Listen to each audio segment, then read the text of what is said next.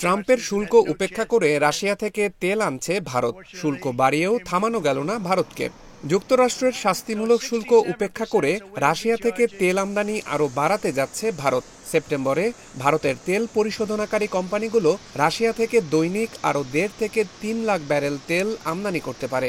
অর্থাৎ তেল আমদানিতে 10 থেকে 20% পর্যন্ত বৃদ্ধির সম্ভাবনা রয়েছে।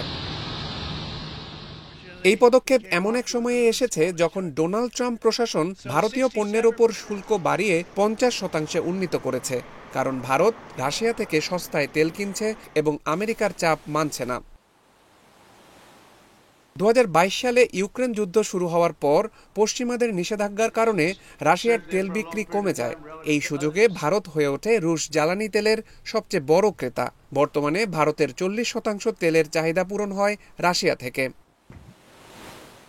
ভারত বলছে তারা আলোচনার মাধ্যমে এই শুল্ক সমস্যার সমাধান চায়। তবে সেই সঙ্গে প্রধানমন্ত্রী নরেন্দ্র মোদী এখন পুতিনের সঙ্গে বৈঠকসহ নানা কূটনৈতিক কার্যক্রমে ব্যস্ত। মার্কিন প্রশাসন অভিযোগ করছে ভারত সস্তায় তেল কিনে মুনাফা করছে, আর ভারত পাল্টা বলছে পশ্চিমারা নিজেরাই এখনো রাশিয়া থেকে পণ্য কিনছে। এই দ্বন্দ্বের মধ্যেই ভারত নিজের জাতীয় স্বার্থ রক্ষা করতে বদ্ধপরিকর। এখন প্রশ্ন হলো, তেল, কূটনীতি আর বিশ্ব রাজনীতির এই লড়াইয়ে ভারত কি নিজের অবস্থানে অটল থাকতে পারবে?